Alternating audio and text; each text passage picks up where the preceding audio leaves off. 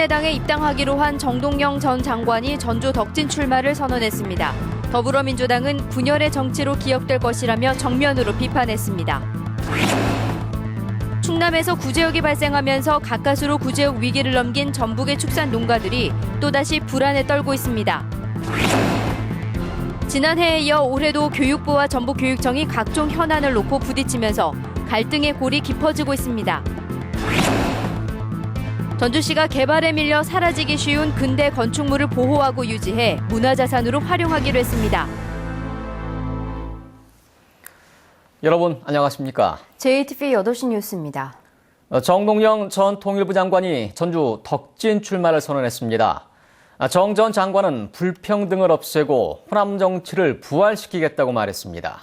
그러나 더불어민주당은 분열 정치라고 평가절하해 호남 정치의 주도권을 둘러싼 양측의 갈등이 커지고 있습니다. 김철 기자입니다. 국민의당에 입당하기로 한 정동영 전 통일부 장관이 정치 재개를 선언했습니다. 정 전 장관은 불평등과 사회 격차를 없애고 호남 정치를 부활시키겠다고 말했습니다. 불평등 해소, 그리고 호남 정치의 부활, 그리고 개성공단의 부활, 이 세 가지는 제가 정치를 하는 목표입니다. 또 공정임금법 제정과 반값 아파트 특별법, 그리고 직접 시공제 입법 같은 공약을 발표했습니다. 4월 총선에서는 전주 덕진에 출마하고 당내 경선 절차도 따르기로 했습니다. 제 정동영에게는 그동안 많은 분들이 왜 고향에 출마하느냐고 물었습니다. 그런데 박근혜 대통령이 고향 달성해서 5번 출마하는 동안 왜 고향에 출마하느냐고 묻는 사람은 없었습니다. 경선 후보자가 있으면 마땅히 경선에 응할 것입니다.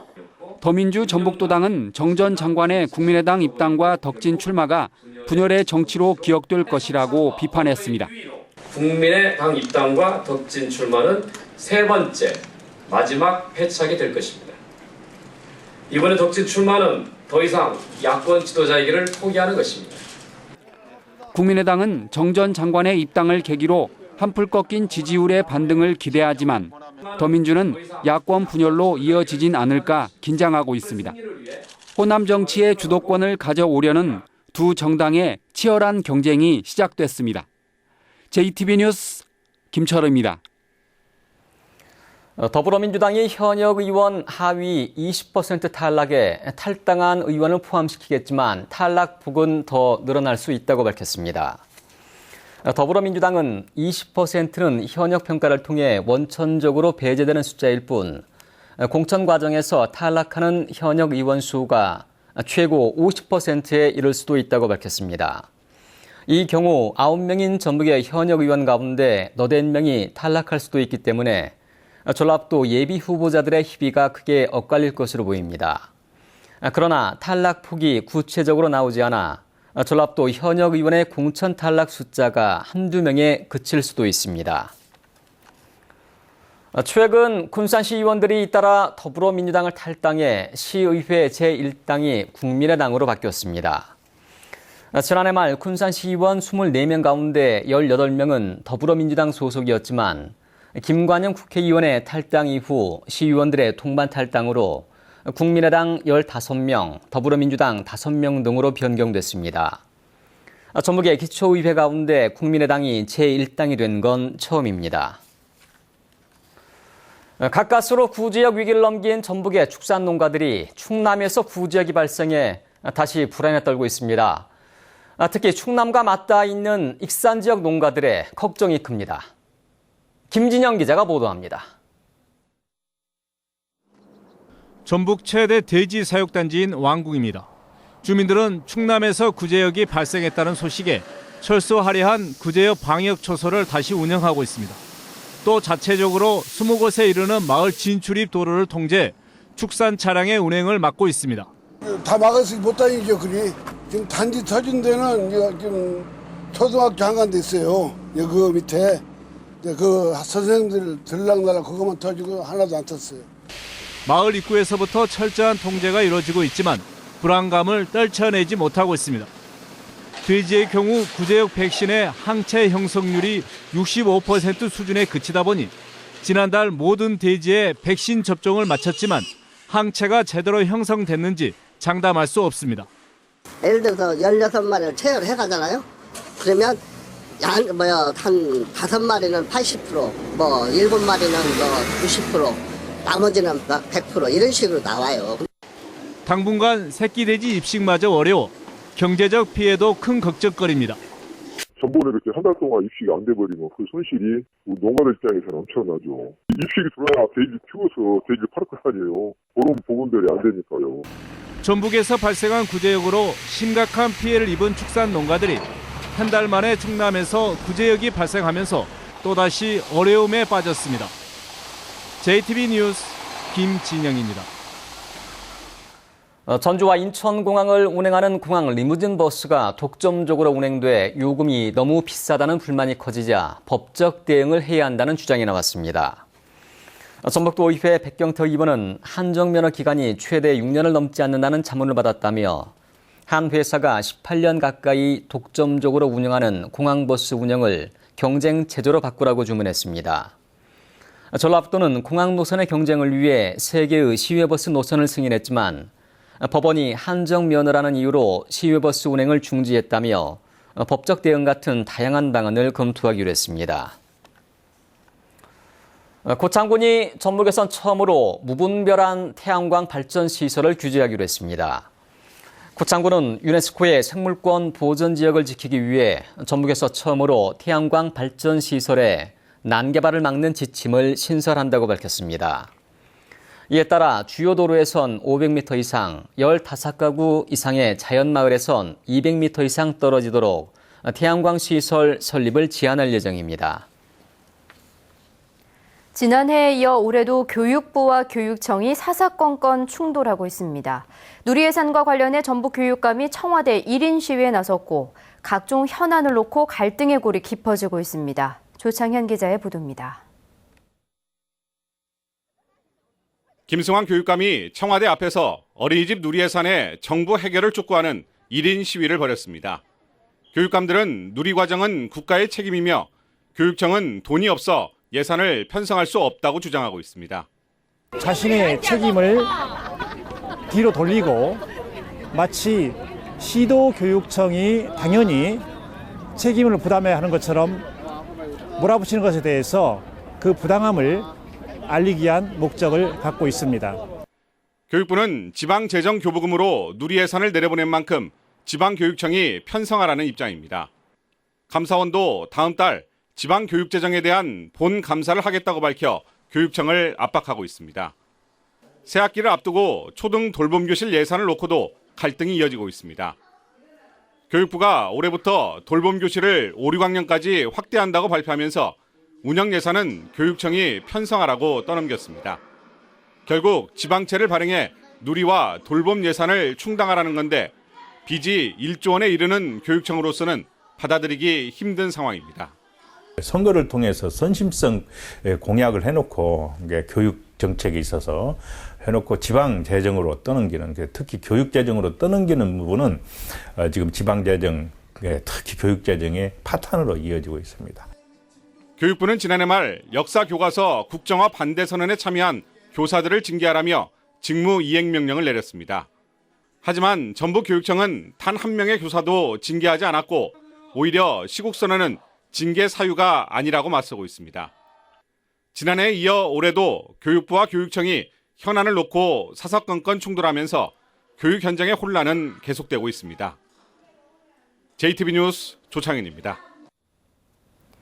전라북도가 3개월치 누리예산 몫으로 47억 원을 긴급 지원하기로 했지만 올해 예산으로 786억 원을 추가 확보해야 하는 과제를 남겨뒀습니다. 전라북도는 지난해의 경우 지방채 459억 원과 국회가 지원한 264억 원, 그리고 교육청 자체 예산 85억 원으로 누리예산을 충당했지만 올해는 추가로 786억 원을 확보해야 한다고 밝혔습니다. 그러나 교육부와 전북교육청, 전라북도가 나머지 누리예산을 지원하는 데 소극적이라 오는 4월 이후 누리예산 확보를 둘러싼 갈등이 반복될 것으로 보입니다. 송하진 전북지사를 비롯한 전국시 도지사 협의회가 총선을 앞둔 여야 정당에게 지방 교부세율 인상을 건의했습니다. 전국시 도지사들은 지방재정 자립도가 갈수록 하락하고 사회복지 분야 예산이 크게 늘어나는데도 지난 2006년 이후 지방교부세율이 19.24%로 묶여 지방재정에 어려움이 많다며 21%로 올려달라고 여야에 건의했습니다.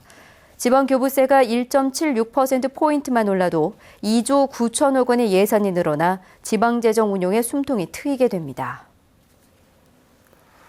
전주시가 고대 건축물처럼 근대 건축물을 보호하고 유지시켜 문화자산으로 활용하기로 했습니다. 전수조사를 실시해 보수비를 지원하는 등 체계적인 관리 근거도 마련합니다. 권대성 기자가 보도합니다. 전주 한옥마을 한쪽에 자리한 전동성당, 로마네스크 양식의 웅장함이 돋보입니다. 1914년에 지어져 호남 지역에서는 가장 오래된 서양식 근대 건축물입니다. 경기전 등 전통문화와 서양문화가 어우러지는 곳으로 관광객의 발길이 이어집니다. 건축적으로도 잘 지어져 있고 참 예쁜 것 같아요. 아이러니하기도 한데 좀 더 그게 더 잘 어울리는 것 같아서 더 보기 좋고 그리고 더 오고 싶고 그러기도 합니다. 일제 강점기 때 전주에서는 처음으로 지어진 대형 일식집 건물입니다. 외벽 석재 장식 등이 근대 건축 양식을 보여주면서 전주 원도심의 볼거리가 되고 있습니다. 전주시가 고대 건축물과 달리 개발에 밀려 사라지기 쉬운 근대 건축물을 보호하고 유지하는 대책을 마련합니다. 전수조사를 실시해 우수 건축 자산으로 등록하고 세금 감면과 보수비 등을 지원하기로 했습니다. 40년 이상 경과된 건축물에 대해서 사회적, 경제적, 문화적, 예술적인 가치가 있는 그 건물에 대해서 조사할 계획입니다. 전주시는 또한 1952년에 생겨 전국에서 가장 오래 유지되고 있는 삼양다방처럼 시민들의 기억 속에 남아있는 곳을 미래 유산으로 지정해 문화 자산으로 가꿔나가기로 했습니다. JTB 뉴스 권대성입니다.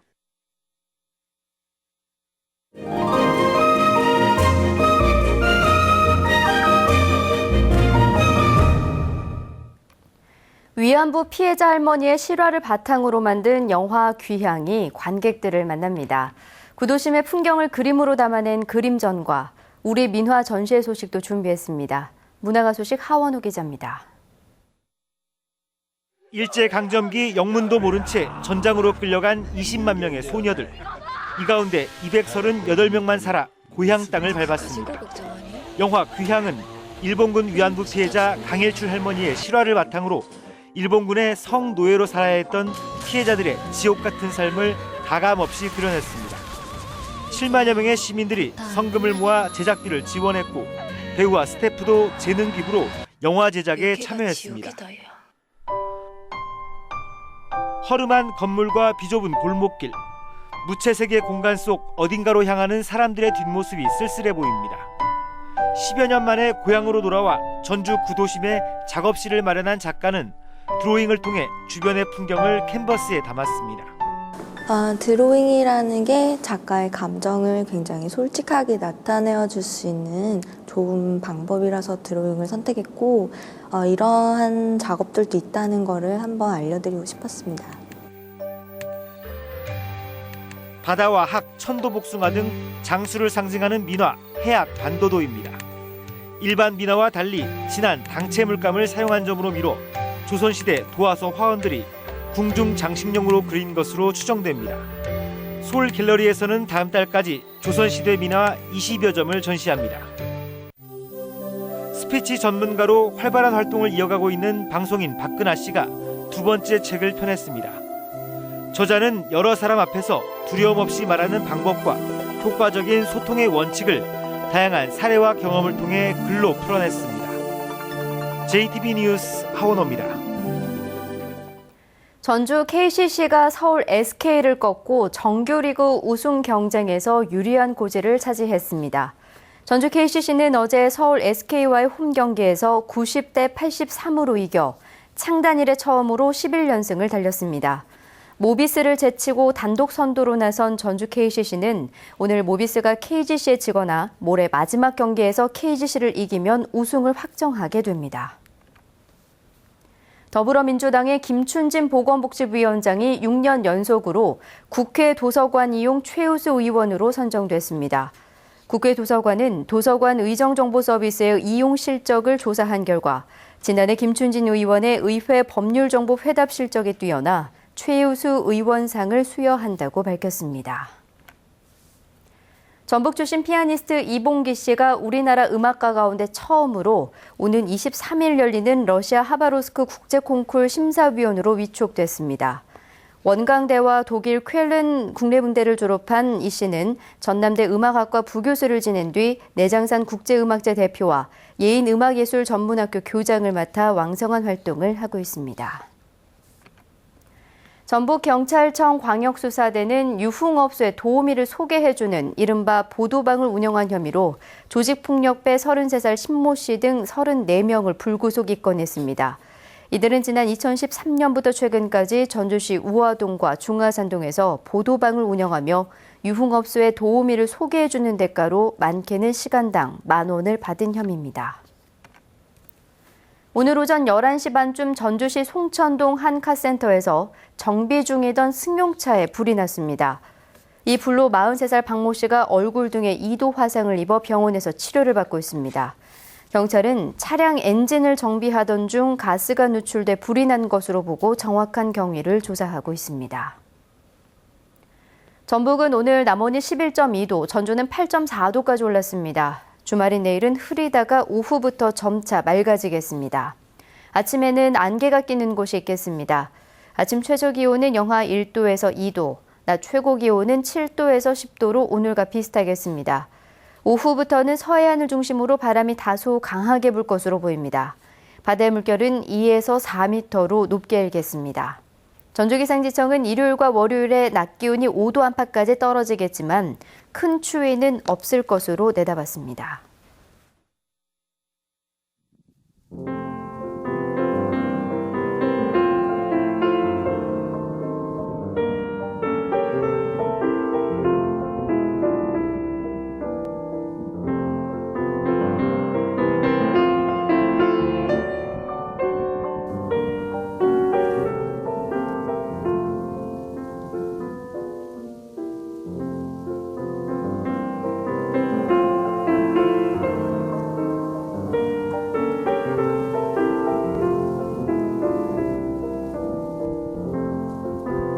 호주의 한 무슬림 소녀가 세계 최초로 히잡을 쓴 발레리나가 되겠다고 나섰습니다. 종교적인 이유 때문에 꿈을 포기하지 않겠다는 소녀에게 전 세계에서 응원이 쏟아지고 있습니다. 최호원 기자입니다. 발레 슈즈와 발레복은 다른 발레리나의 것과 다르지 않습니다. 하지만 머리엔 히잡을 착용하고 있습니다. 세계 최초로 히잡을 쓴 무슬림 발레리나가 되겠다고 선언한 14살 소녀 스테파니 커로우입니다. 무슬림 여성이라면 반드시 써야 하는 히잡을 썼지만 발레 동작만큼은 아름다움을 잃지 않습니다. 호주에서 태어난 커로우는 2살 때부터 발레를 배웠습니다. 하지만 6살 때 가족 전체가 이슬람으로 개종하면서 발레를 포기해야 했습니다. 히잡을 쓰면 발레를 못한다는 규정은 없지만 히잡을 쓴 직업 발레리나는 아직까지 없습니다. 14살이 된 올해 커로우는 다시 발레리나의 꿈에 도전하기로 했습니다. Change the perspective. Fall down. Get back up. Redefine impossible. 지난해 흑인 최초로 미국 대표 발레단 아메리칸 발레 시어터의 수송 무용수가 된 코프랜드도 큰 힘이 됐습니다. 14살 소녀의 발레 교습 비용 마련을 위한 클라우딩 펀드에는 성원의 손길이 이어져 이미 목표액의 절반을 채웠습니다. 간절히 원하고 꿈을 잃지 않으면 세상이 나를 위해 변화하게 될 것이라며 커로우는 자신의 이야기가 누군가에게 희망을 줄 수 있으면 좋겠다고 말했습니다. SBS 최우원입니다.